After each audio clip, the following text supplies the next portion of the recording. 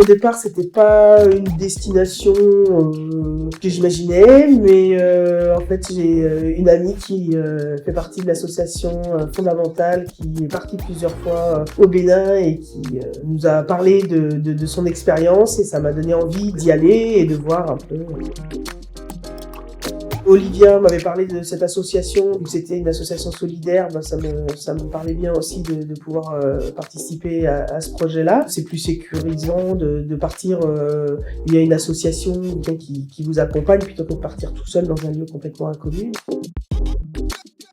J'ai été reçue dans les locaux de Fondamental. Bon, on peut parler comment ça allait se passer là-bas, l'hébergement, les activités, le planning. On s'est revu une deuxième fois, j'ai posé toutes mes questions, on a répondu à toutes mes questions. Je suis d'abord arrivée à l'aéroport à Cotonou. J'ai été pris en charge tout de suite par Privat et Estelle. Il y a pas mal de pollution et surtout une effervescence. Beaucoup de gens partout, des motos, Enfin voilà, quand on traverse, faut faire attention. Le lendemain, j'ai pris un bus pour aller dans le village de Kamaté-Tchakaloké. J'étais très bien accueillie par Sylvestre et même la population qui ont été vraiment super accueillants, super gentils. Les premiers jours, j'ai fait le tour du village avec Sylvestre. Il m'a présenté aux villageois. J'ai pu discuter avec eux, échanger avec certains qui parlaient très bien le français. Petit à petit, j'ai fait des activités. Je suis allée voir le vannier. Donc il m'a montré comment il préparait le matériau pour faire le panier. On a fait le panier ensemble. J'ai fait le concassage aussi. On m'a montré comment concasser. Je suis allée au champ où j'ai moissonné le riz. J'ai ramassé les cacahuètes, cueilli des piments, arraché du manioc. Après au village aussi, j'ai vu la teinturière qui m'a consacré un peu de son temps pour me montrer un peu comment elle faisait. On a aussi découvert les collines, vu que j'étais dans la région des collines. Il y a a priori 3 sommets où on a pu escalader, aller tout en haut et puis admirer la vue.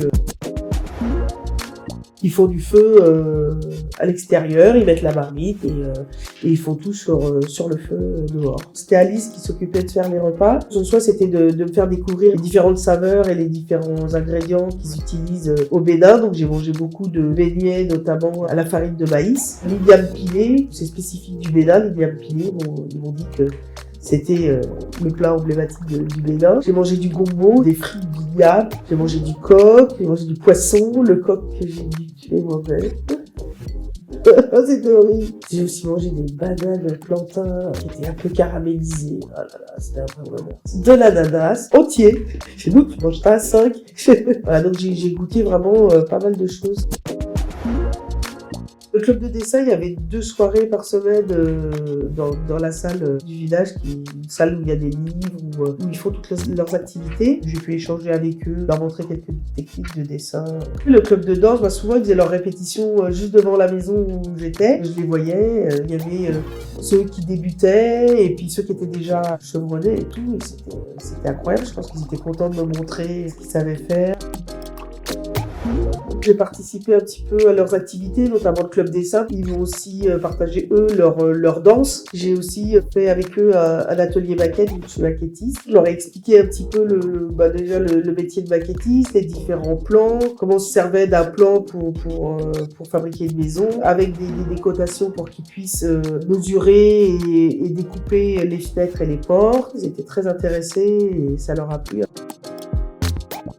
J'ai rencontré Adjeratou, qui est la responsable d'une ONG qui met en place beaucoup de projets pour améliorer certaines choses en Afrique et notamment pour faciliter les règles des jeunes filles. Et elle est en relation, elle m'expliquait, avec une association à Nantes qui fabrique des serviettes hygiéniques en tissu lavable. C'était très intéressant tout ce qu'elle met en place et tout ce qu'elle essaye de faire évoluer, de faire changer.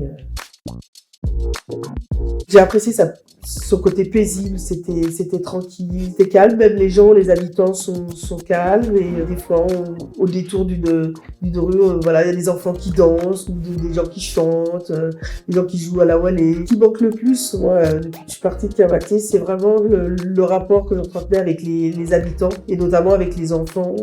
C'est une relation assez particulière où certains enfants venaient se confier à moi, où ils étaient très très très curieux de tout. J'ai pu aller voir la cité lacustre à Gambier, un village complètement sur l'eau qu'on ne voit pas de la terre. On y va en bateau, puis petit à petit on découvre les habitations, l'école. C'est une vie à part. J'ai visité le centre culturel aussi à Dassa. Je suis allée aussi au marché de Dantokpa, un immense marché, mais alors, on peut s'y perdre là-dedans. Je suis allée aussi à Ouida où j'ai visité la maison des pitons, où j'ai pu avoir un piton autour du cou. Et après, j'ai fait la route des esclaves. C'est assez rude quand on entend l'histoire. Waouh.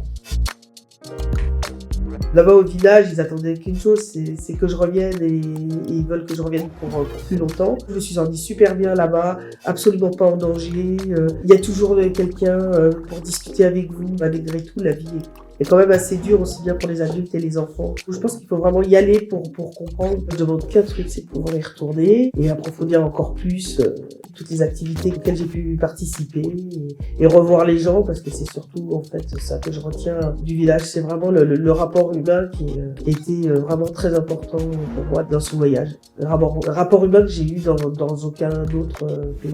Grand merci à Olivia, aussi toute l'association fondamentale, et Erin Oujou qui ont été vraiment de super accompagnateurs. C'est génial, c'est ressourçant comme voyage. Donc ouais, je demande que ça bien.